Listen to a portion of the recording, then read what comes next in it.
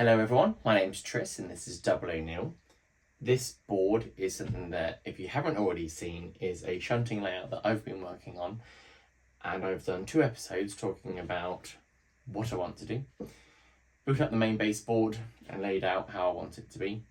Next episode was adding on the extension, which we could then fold out, so go check that out if you haven't already seen it.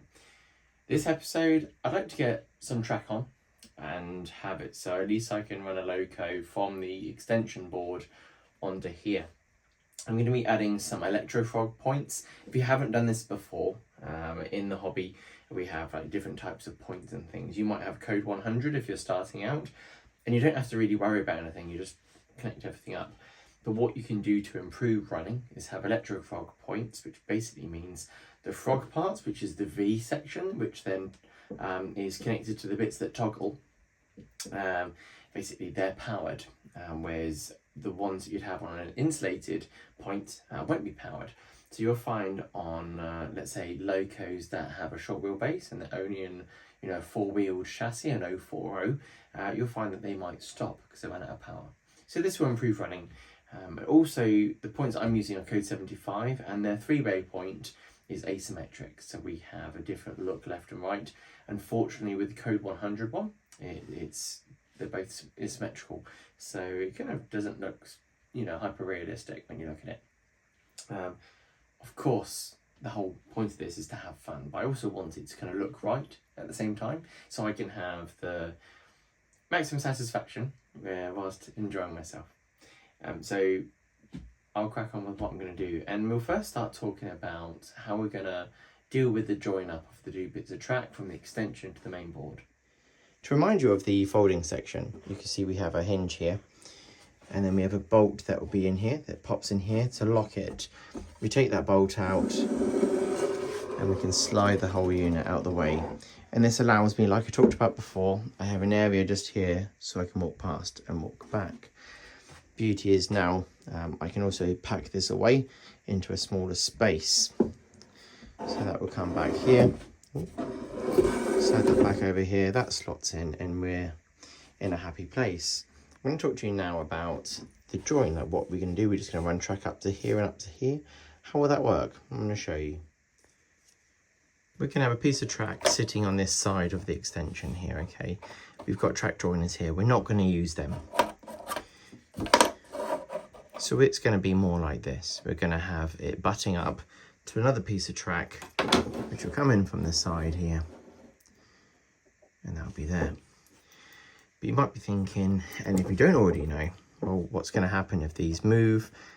These need to be kind of pretty sturdy, otherwise you're going to have running issues, of course. I also need to make sure that they're at the same height. So we're going to, as you can see here, it's a little bit lower in this side. So we will space it up. And when I space it up, I use thin bits of card or paper and basically put them underneath. And that's that. What I will be doing to improve the way that this stays rigid is use some of these Copper Clad sleepers. These are some that I've made myself. I've got a CNC machine, so I get some Copper Clad board, which normally you would then use a Stanley knife and cut some strips. And then you can then put a line in here to then insulate one side from the other. So then, or isolate, probably a better word. But that would then come on here. And so what I'm going to start off with is we take off 2 of these sleepers. I've made these so they're code 75 spacing and size of the sleeper. So I'll cut off 2 of these sleepers. Then that will be just track, that will sit over here, and then we'll solder it to this area, which will be fun. If you don't have a soldering iron and you don't want to do this, then I think if you're super careful, you can get away with this. If not, if you have a model railway club local to you, go meet them, get to know them, and they can probably help you with this. If you're up for doing it, you haven't used a soldering iron before as well, that's something that you need to maybe look into.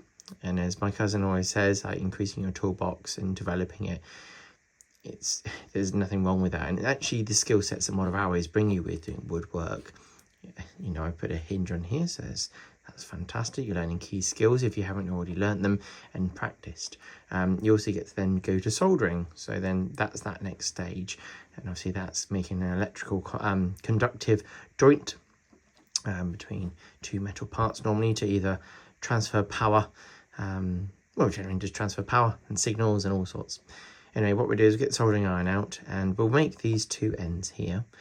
So then we can have the kind of primary stage to the layout done. But what I do need to do is mock up the layout this way, so then we can have a look at that. So I'll lay that down and we can review where we were and where these tracks need to be on the situation here. Do they need to be at an angle? Does it need to be up here? Does it need to be further down? So I've laid the track out, and as you can see, this is basically the layout. So you come in here, you've got your three-way point. That'll come off here to what will be the sidings for any shunting that needs to be done. You've got the loop where you'll have a loco. It can be quite a large loco, like a class 33. Come in here and you can have basically 3 wagons, 2 normally, but might be able to squeeze in a bit more. The idea that not too much comes in and not too much comes out, and things get organised. Things can come in and then pick up a load to come out, and you might have an in. And we can organise things as well. You've got the head shunt, so it can come down here, loop around here, around there, and off it goes again. Then in here, we'll have like, well, I've ordered one from Tony. Tony has informed me that my 88DS is in, so that would then start up and warm up, and it will come out here and come around here, and it'll go, okay, right, fine, and it'll collect the wagon and come up there and come around there. So we can have some fun with it. What I need to do is under here, the power from the frogs, here, and yeah, there's 3 of them, and they need to drop through. And also where we have the hole for the switching of the point, I also need to make a hole for that, drill a hole through, so then we can pick that up later, either with a manual adjustment with a rod and tube, or put a point motor in. Again, I want this to be fun, so I need to work out which one it is. So I've made some marks around here. So I've got the 3 lines that will go to the bits that then decide what will be positive and negative, so things don't short out later. So I've made little marks where they need to be. So I've got one there, one there, one there. Then under here, where we change the point direction, I want to put a little hole, so then later on we can add basically some control for it. So I've made a mark, we then drill. That's one, and just double check we did a good job. So we'll line that up, and that'll be that. But we can always, what my plan is to not stick this down straight away. We can kind of pin it down gently, but we can take it out later. Drill.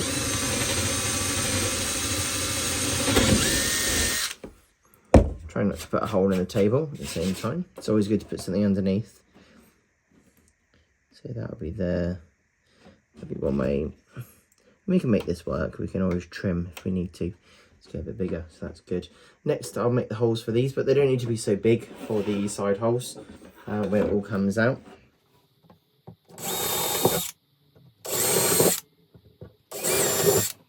Also under here, where the track will be getting power. I'll just do here. You can always add more holes again later on if we need to. So we've got our holes in here. All I'll be doing is I'll poke these through. So then it's sitting down there nice. And actually those wires sitting there are holding it well. So what I want to do now is connect up this bit. I will use the normal fish plates that you can get for the Code 75. Don't need to insulate these ones. Whereas on the other end, we can talk about that in a bit. So what you want to do is you get your Copper Clad sleeper, which you could, again, use your Copper Clad strips. You can even buy them already done. And I'm going to mount it like this. What I might do is put a tiny bit of angle on there, just to help out the situation. So there's a little bit less having to be modified. And we can also have a little bit of track sitting over. So we've just got a little bit to play with afterwards. But what I'm going to use is use some pins to pin this in place, so it's rigid. And then we'll be able to solder on that area. So with a bit of solder and a bit of heat, we're going to obviously make a connection. But what you can do to help a little bit is use some flux. Lots of fluxes out there. Generally, like the plumber type fluxes will make everything go green over time. Don't know why that is, if that's acid or whatever. But what I do is I add a little bit of flux to it, and it basically makes it kind of do the joint easier. Everything conducts better, I guess. I don't know, but it makes it almost magical the way that it solders together. So what I do is I heat up the two parts. You'll get some hissing. You add the soldering iron. You try. And it gently, yeah, it connects up. So it wasn't super easy on that one, but that goes together there. Then you can do the other side. Touch both parts. Warm them both up. And you can fill the gap a little bit if you want. You don't want to put too much on, otherwise it might look a bit chunky. There's a little bit of an angle to this, so I might try and fix that off camera, but I'll sort that out, and then we'll look at cutting it to length and mounting it. You can see it on here. It's not straight, and that's okay, because I wanted to add that little bit of angle to help me out. Hopefully no one's going to notice, because there might be a building or something in the way here. But the main thing is you can see that we have our connection on here. It's going to hold these really rigidly, the tracks that is. I'm going to trim these to the right size, I mean like the length, and yeah, that should work out nicely. So for the next stage, we want to put this to the right length. Of course, we only want to cut it once, we don't have to re-trim, but the reality is we might have to do a small adjustment once we made our first cuts. Make sure it's a little bit longer if you are doing it. Basically, it's a bit of an eyeball for me. So I'll put this on here. I'm going to get my hand in the view here, so you're going to have to put up with that for a second. I'll make a mark with my pen. So then we have two little marks on top of the track. And then I'm using these cutters. These are Zero-On track cutters. They're kind of quite well known. You'll find them at most model railway shops. If you cut down from the top, it will shear it off very nicely without destroying the side that you want to keep. Make sure you've got the flush end cutting sides towards the side that you want to keep. Going to come through, cut that off. Of course, now the detail around there won't be so nice. So get a file, clean them up. What you will need to do is take off one extra sleeper. The reason you need to do this, and keep this one as well because it's going to go underneath, is once you've fitted it to your points, you'll need to add it in underneath. One thing you might notice is that I haven't used cork underneath the track. If you're new to this, generally you can run a piece of cork underneath here, and it will raise it up. It will do two things. It will sound deaden the layout, so then you can hear the locos if they have sound a bit more. The other thing is that you will have a nicer looking kind of track bed, so you'll have a bit of an angle coming up to it for where the stones would be, the ballast will be. Because it's a shunting now, I'm thinking I don't need it. Firstly, it takes away the fun of things. The fun of putting cork down just isn't there. And the other thing I find with cork, if I don't do a good job, you can get tracks sitting not so flat. Going straight to the board, I think will improve it again. Also makes the whole project more enjoyable. Like I said, it's just going to be a bit more fun. Now the sleeper I've got is I've just taken off the chairs whilst I'm talking to you. The benefit of that, like I said, is before we had to remove them, so then we can run the track joiners under. So once you've made your joint and before you put your ballast in, you can just drop it in that gap. But for now, we just keep it aside for another day, for when we get to that stage, because we are far from there at the moment. So the plan is, at the moment, this will sit about here. I need to make a mark for where the front of the point sits. So then I've always got that in sight. So the front of the point is here. Okay, and then I'll be putting a screw just through here. I've got to take this screw out here that screws in the ball because it's tilting the track, which is fine. It's not going to fall apart. There's plenty holding it together. I'm going to put a pin in place just in here, which we can hammer down, but we're not going to go in all the way. The reason I don't want to go all the way is so I can get it out easier later. So just popping it down there. And the beauty is we have it not going anywhere now for when we set the rest. If you want to pin it down a bit harder, you could do the edge of the sleeper. So then when people are watching from the sides, they don't see it as easy. Sometimes go each side and it stops the centre of the sleeper caving in as well. So you've got to be careful of that. But what I probably end up doing is gluing it down with some weights. And then from there, you know, I don't need to have any pins. Now, making sure you're wearing eye protection. I'll just put mine on. I'm going to trim off the excess here. So this little bit sticking out here, I'm going to leave that alone. But this bit here, I'm going to cut that back a little bit so it doesn't catch on things so much.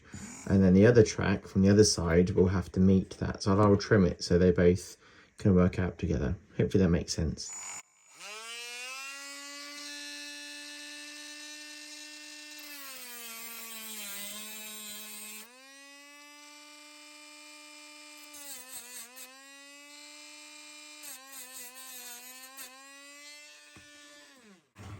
So now we've got effectively a straight line of track here, but it will be butting up nicely to the other one. I've also put a pin here and pin here to hold it in place. Now I've soldered on here. I've made it so they basically butt up, and the track you can then, of course, bend to your liking after that. It will make it harder to load locos on, but it is what it is. Now I just need to space this up, pin it down, like I said, space it up with some bits of paper. So then we can match the height that's on here. With these two lining up, it means that obviously I'll get better running, which will be, of course, fantastic. So that will be my plan. I'm going to leave the tiniest of gaps. I'll put the pin in here, make sure it's all nice on there, so the pin will be holding it true. Can't quite see that, let's knock the other view. So I've got a pin back here, pop that in there, and then we'll be able to get that done. So I'm going to go ahead and do that, tell you what I've done, and then we're going to check and see if a loco goes over it. Now that is this section done. What would I do with this, you might be asking? Well, that would be where things will be sitting on a piece of track ready to go. Even a bit of program track might be sitting there, so then I can adjust you know, the loco if need be. But basically that goes on here. This obviously butts up, as you can see here, and then runs on to that point. That's going to be all for the video in regards to how much track we put on. But I just want to show you it going over the joint. It's always tricky to demonstrate kind of these things because I haven't run any wires down yet, but I will do. So if we bring our loco back here, I've got my PP3, which will allow me to bring this across. As you can see, that goes over there. It stops because it's run out of power that side. But obviously, we can just slide that over, no problem there. And it will want to go a little bit further, but we don't want to go all the way because it will crash. So hopefully, that's opened up your eyes to how we can do this. But remember, you can get some pieces of Copper Clad PCB board, which you can get off eBay or wherever. And then you cut it into strips and create one of these. Have fun with it. I hope you enjoy all of this and it's helping you in some way. I've enjoyed doing it. Big thank you to my patrons, channel members, subscribers, commentees and likers. Leave a comment below. Let me know what you think. Hope in the next episode I will put the rest of the track on here and we can also do some wiring. I'm still a bit intimidated by how we wire up all these, what I need to do. But I think I've got a good understanding. The instructions on the back are pretty clear for these, so I'm going to try and do a good job and follow that. Anyway, look after yourselves, take care, and I'll see you on the next episode. And yeah, hopefully you get yourselves into hobby mode and enjoy all of that. Anyway, see you soon, take care, bye bye.